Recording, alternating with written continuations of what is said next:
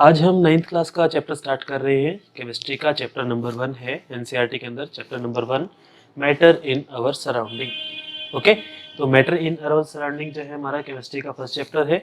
हमें आज इसको डिस्कस करना है। ठीक है, तो सबसे पहले हम देखते हैं कि हमारी केमिस्ट्री में टोटल कितने चैप्टर्स हैं आपकी बार 9th में। तो 9th क्लास में आपको केमिस्ट्री में 4 चैप्टर्स पढ़ने हैं। ठीक है, पहला चैप्टर आपका यही है, matter in our surrounding, matter around us pure, कि हमारे आसपास जो मैटर है वो प्योर है या नहीं है। थर्ड चैप्टर है आपका atoms and molecules, and fourth chapter है आपका structure of atom. Chapter number 1, 2, 3, 4 ये 4 चैप्टर हमें करने हैं। ठीक है, सबसे बेस्ट बुक हमारे पास एज यूजुअल एनसीईआरटी की है। एनसीईआरटी में काफ़ी अच्छे से चीज़ों को एक्सप्लेन किया हुआ है। अगर फिर भी इसके अलावा अगर आपको एक्स्ट्रा बुक चाहते हैं तो इट्स योर चॉइस।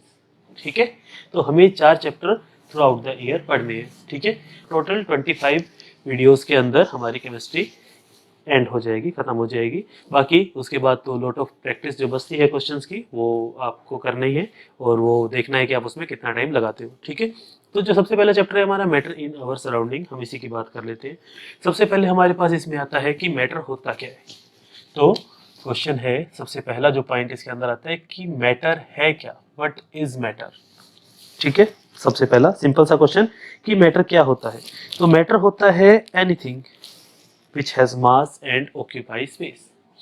मैटर होता है anything which has mass occupy space। Simple सी डेफिनेशन, जिसके पास कुछ ना कुछ मास होगा और जो कुछ ना कुछ स्पेस को लेगा उसको हम क्या बोलते हैं, मैटर।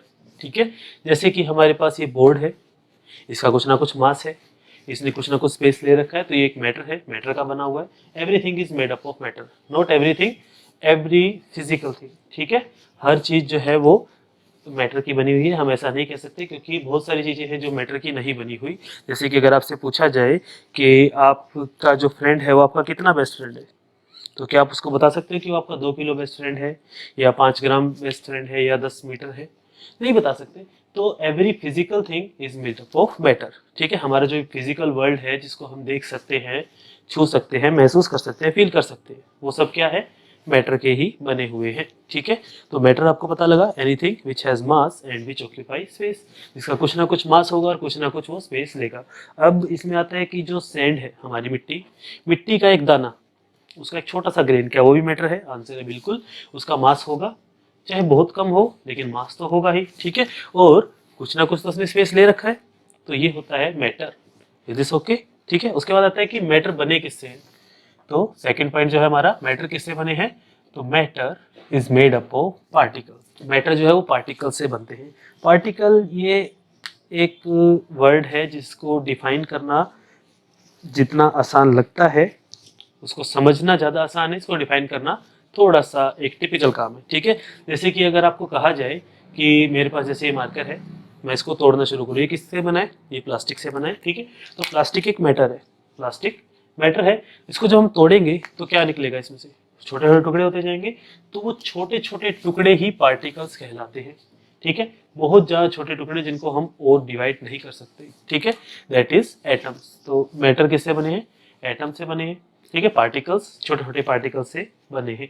ओके, तो पार्टिकल्स बहुत ही छोटे होते हैं। जैसे कि आपके पास एक आप मुट्ठी में भर के रेत उठाइए, तो आप उसको जब ऐसे देखेंगे तो वो जो होगा वो उसमें पार्टिकल्स आपको नजर आएंगे, बिल्कुल छोटे छोटे होते हैं। ठीक है, बिल्कुल ही छोटे पार्टिकल्स। ओके, तो matter is made up of particles. अब अपने को पार्टिकल्स तो पता लगा, तो इन पार्टिकल्स की खास बात क्या है, कैरेक्टरिस्टिक्स ऑफ पार्टिकल। पार्टिकल की खास बात क्या है, कि इनमें ऐसा क्या स्पेशल है जो हमें इनको पढ़ना है।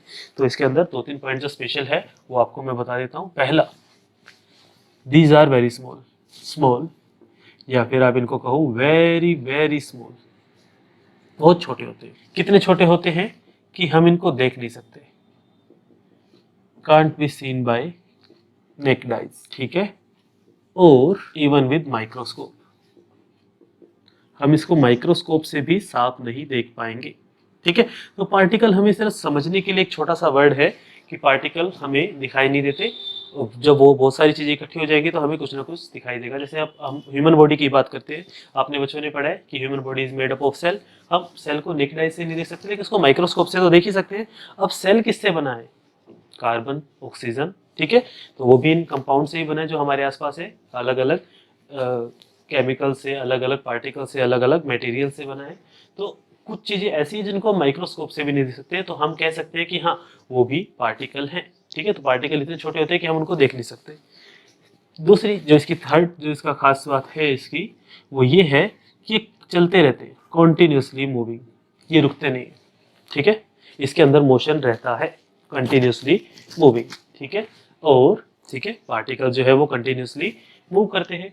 ओके, इसका अलावा जो इसका नेक्स्ट पॉइंट है वो है they have space between them. दो पार्टिकल्स के बीच में स्पेस होता है, वो एकदम एक दूसरे को टच किए हुए कभी नहीं मिलते, चाहे कोई भी स्टेट हो। ठीक है, कितना ही ज्यादा डेंस हो, पार्टिकल एक दूसरे को टच किए हुए नहीं मिलते, उनके बीच में बिल्कुल थोड़ा सा गैप तो होगा ही होगा।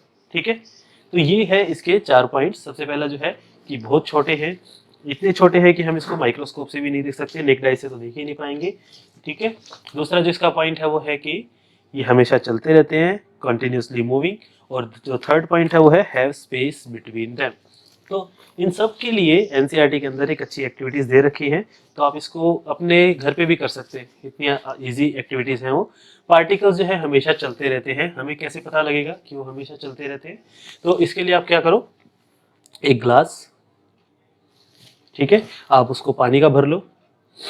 ठीक है, उसकी एक सिप लो। ठीक है, आपको पानी का टेस्ट आएगा। फिर आप उसमें क्या करो, एक टीस्पून उसमें आप सॉल्ट ऐड कर दो। ठीक है, एक चम्मच नमक डाल दो, उसको एक बार स्टेज करो, 2 बार स्टेज करो, फिर उसमें से एक और सिप लो। एक और सिप लोगे तो क्या होगा, नमक का टेस्ट आएगा पानी में। तो हमने जो उसमें पानी में नमक डाला था, नमक कहाँ था, हमारे डालते ही वो क्या हो गया था, नीचे बैठा था ना। ठीक है, फिर हमने उसको थोड़ा सा घुमाया तो पार्टिकल एकदम से हिलके हुए। अब थोड़ी देर बाद उसको फिर से नीचे आ जाना चाहिए, लेकिन वो तो हमेशा मूव करते रहते हैं। तो पार्टिकल्स जब नमक के थोड़े बड़े बड़े थे तो उनका मूव करना थोड़ी सी उनको प्रॉब्लम हो रही थी। ठीक है, लेकिन जैसे हमने इसको घोल दिया, घोलते ही उसके पार्टिकल और छोटे हो गए। छोटे होने का मतलब है कि उसका मैटर टूट गया। ठीक है, और फिर हमें उसका टेस्ट आने लगा। तो ये हमें पता लगता है कि पार्टिकल कंटिन्यूसली मूविंग है। इसका और अच्छा एग्जांपल अपने पास क्या है, आप जब सुबह आज जैसे अपनी को सभी को पता है कि अभी कोरोना क्राइसिस चल रहा है, तो हम नहाने के पानी में एक ढक्कन डालते हैं सैनिटाइजर का। ठीक है, अलग अलग केमिकल्स उसमें डालते हैं, डेटॉल यूज़ करते हैं और अलग अलग लिक्विड यूज़ करते हैं। ठीक है ना, तो हम जो नहाने के पानी में जो लिक्विड डालते हैं, जैसे ही हमने उस लिक्विड को डाला, तो लिक्विड डालते ही क्या हो जाता है, वो क्या नीचे बैठ जाता है या घुल जाता है? दिखता है ना वो घुलता हुआ, तो वो क्या है, एकदम से मूव भी तो कर रहे हैं, तभी तो एकदम से घुल गया उसके अंदर। ठीक है ना, तो इस तरह से हम पार्टिकल्स की नेचर को पता लगा सकते हैं कि हाँ वो कंटिन्यूसली मूव कर रहे हैं। Is this okay? इसके अंदर एक और एक्टिविटी आती है जो आपकी बुक में है। हमारे पास एक केमिकल है, उसका नाम है पोटेशियम परमैंगनेट। एक केमिकल है पोटेशियम परमैंगनेट। ठीक है, ये होता है पिंक पिंक कलर का। ठीक है, आपने इसको क्या किया, एक ग्लास के अंदर डाल के घुमा दिया तो सारा का सारा वाटर पिंक हो जाएगा। ठीक है, फिर आप उसमें से एक चम्मच उसको निकाल लो, पिंक वाले सॉल्यूशन को, और आप उसको दूसरे साफ पानी में डालो तो उसका कलर भी लाइट पिंक हो जाएगा। ठीक है ना, तो इससे हमें पता लगता है कि पार्टिकल कंटिन्यूसली मूव कर रहे हैं। उसके बाद इसमें आता है कि पार्टिकल्स के बीच में स्पेस होता है, तो इसके लिए हम एक्टिविटी क्या कर सकते हैं, आपके ऐसे एक गिलास पानी है, ठीक है, आप इसमें एक चम्मच नमक डाल के इसको घोल दो, क्या पानी का लेवल ऊपर आ जाएगा? तो आप उसको चेक करना, उसका लेवल वही रहता है। ठीक है, अगर हम कम अमाउंट में डालते हैं तो ऐसा नहीं है कि आपने मतलब एक गिलास पानी में 1 किलो नमक डाल दिया, वो तो फिर केस ही अलग हो गया, मैटर बहुत ज़्यादा हो गया ना।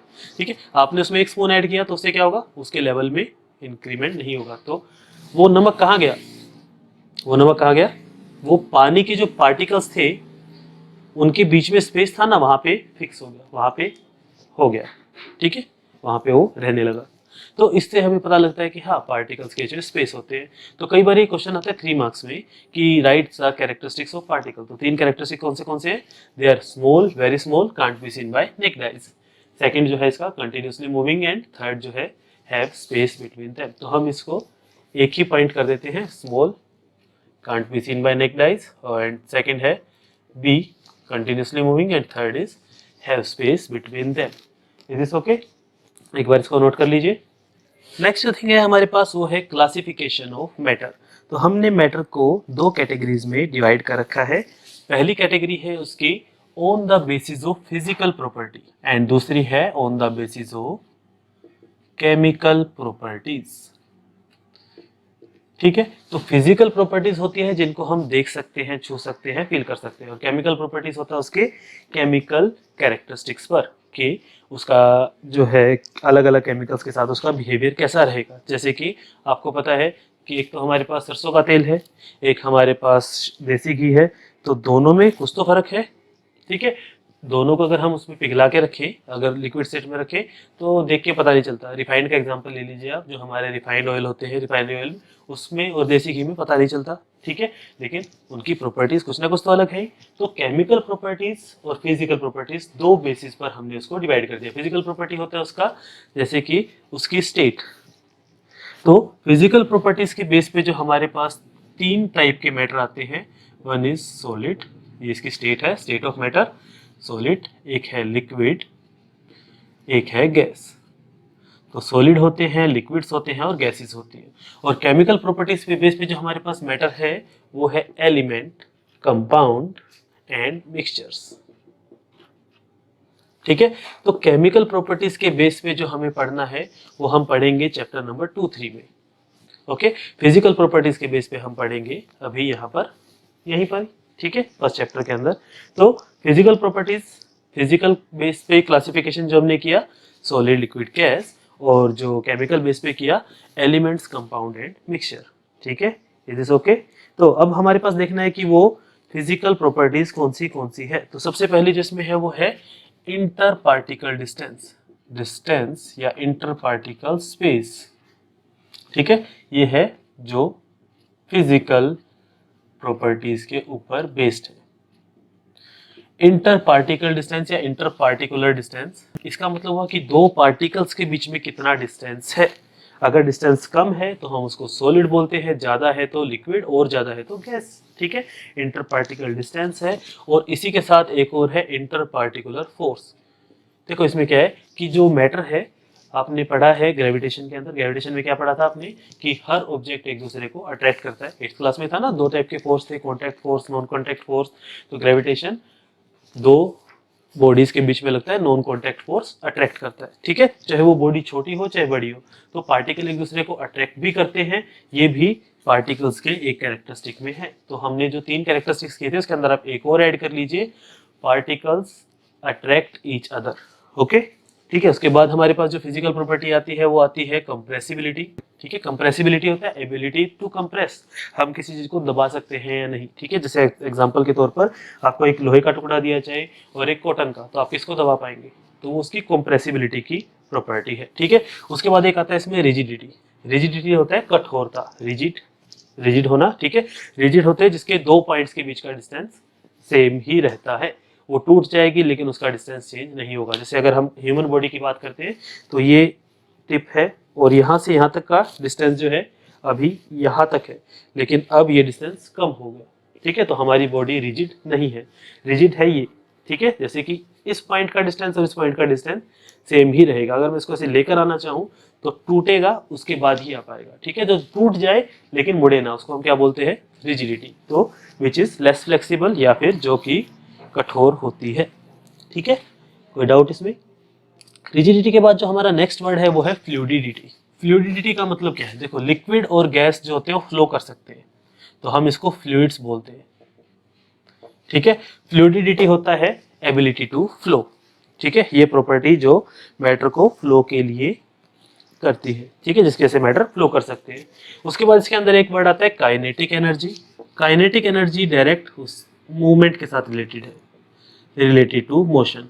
अगर कोई चीज चल रही है तो उसके पास काइनेटिक एनर्जी है, अगर धीरे चल रही है तो काइनेटिक एनर्जी कम है, तेज चल रही है तो काइनेटिक एनर्जी ज्यादा है। ठीक है, इज दिस ओके?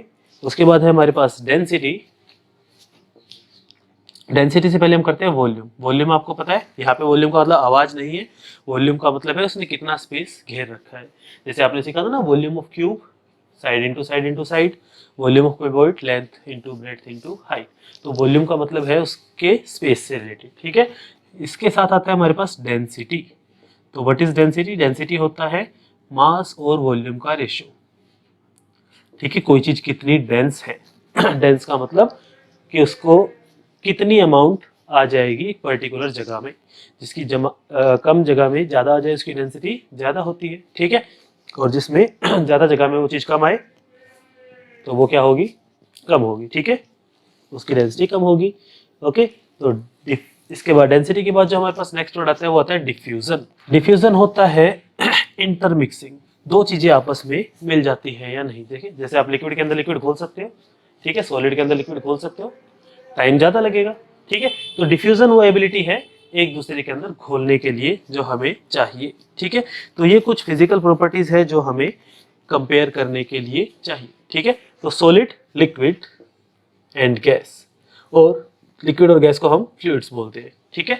ये है हमारे पास कुछ फिजिकल प्रॉपर्टीज जो आपको पता हो, एक बार आप इनको नोट कर लो ताकि हम फिर आगे कर सके। आगे बढ़ते हैं उसके बाद। अब हमें ये कंपैरिजन करना है सॉलिड, लिक्विड और गैस का उसकी प्रॉपर्टीज के अलग अलग प्रॉपर्टीज के बेस्ड पर, ठीक है। तो ये क्वेश्चन पेपर में कई बार 3 मार्क्स में भी आ जाता है, तो आपको इसमें 6 पॉइंट लिखने होते हैं, 5 मार्क्स में आ जाते हैं तो आपको 10 पॉइंट्स लिखने होते हैं, ठीक है। Difference between solid, liquid and gas, तो ये सारे के सारे आप इसमें कंपेयर कर सकते हैं, ठीक है। सबसे पहले हम बात करते हैं पैकिंग। तो पैकिंग का मतलब है उसके पार्टिकल्स आपस में क्लोजली पैक है या दूर दूर पैक है। तो हम बात करते हैं सबसे पहले सॉलिड की। तो सॉलिड के अंदर जो पैकिंग होती है वो होती है क्लोज। लिक्विड के अंदर ये थोड़े से लूज होते हैं और इसके अंदर तो बहुत ज़्यादा लूज, क्योंकि गैसेस बहुत दूर तक वो हमें आ जाती है, स्मेल आ जाती है गैसेस की, तो ठीक है। जैसे मान लीजिए कि किचन के अंदर कुछ खाना बन रहा है, आपको स्मेल आ जाएगी अगर आप दूसरे रूम में ही बैठे हो, ठीक है। लेकिन सॉलिड के अंदर स्मेल नहीं आती, ठीक है। आइसक्रीम के अंदर से नहीं आती, जब उसके पास जाते हैं तभी आती है, लेकिन खाना बन रहा हो तब जल्दी से आ जाती है। नेक्स्ट है इंटर पार्टिकल डिस्टेंस, पार्टिकल्स के बीच का डिस्टेंस। इसका होता है वेरी वेरी लेस, होता है इसके अंदर भी लेकिन इसमें कम होता है। लिक्विड के अंदर क्या होता है, इसमें सॉलिड से ज्यादा होता है, इसका डिस्टेंस जो है सॉलिड से ज्यादा होता है, गैस से कम होता है, और इसका डिस्टेंस वेरी लार्ज, ठीक है। इंटर पार्टिकुलर फोर्स, जितना ज्यादा पास होंगे उतना ही फोर्स ज्यादा होगा, तो इसका फोर्स होता है स्ट्रॉन्ग और इसका होता है वीक, और इसका क्या होगा, more than solid, sorry less than solid, more than liquid. तो इसका फोर्स जो है सॉलिड के कंपैरिजन में तो लेस होता है और मोर होता है कंपैरिजन टू गैसेस। फिर आता है शेप, तो सॉलिड की फिक्स शेप होती है, ठीक है, लिक्विड की फिक्स शेप नहीं होती, नॉट फिक्स, और इसकी भी फिक्स नहीं होती। लिक्विड में क्या है, जैसे अगर आप ग्लास में डालोगे तो ग्लास की शेप ले लेगा, और किसी जग में डालेंगे तो जग की शेप ले लेगा, आप सड़क पे डाल देंगे तो फैल जाएगा, उसकी शेप फिक्स नहीं होती, ठीक है। इसका वॉल्यूम फिक्स होता है सॉलिड का, इसका वॉल्यूम फिक्स होता है और इसका वॉल्यूम फिक्स नहीं होता। तो अगर आपसे पूछा जाए कि सॉलिड की डेफिनेशन क्या है, तो आप कहोगे which has fix shape and volume. Liquid में क्या आएगा, which do not have fix shape but fix volume, and gases में not fix shape not fix volume. Example के तौर पर हम एक कमरे के अंदर से सारी हवा निकाल देते हैं, ठीक है, वैक्यूम बना देते हैं उसको बिल्कुल खाली, और फिर हम उस रूम के अंदर एक बैलून लेके जाते हैं, बलून, गुब्बारा, उसको हवा का भर के, और आप उसको अंदर जाके फोड़ देते हैं, ठीक है। तो क्या वो हवा उस गुब्बारे वाले इलाके में रहेगी या पूरी जगह फैल जाएगी? ऑफ कोर्स फैल जाएगी। तो पहले उसका वॉल्यूम जो उस गुब्बारे जितना था अब वो पूरे रूम का हो गया, तो उसका वॉल्यूम फिक्स नहीं है, ठीक है।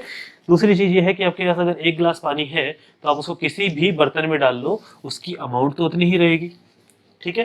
कंप्रेसिबिलिटी सॉलिड को नहीं कर सकते, इसके पास नहीं है। लिक्विड को भी आप कंप्रेस नहीं कर सकते, लेकिन गैसेस को हम कंप्रेस कर सकते हैं।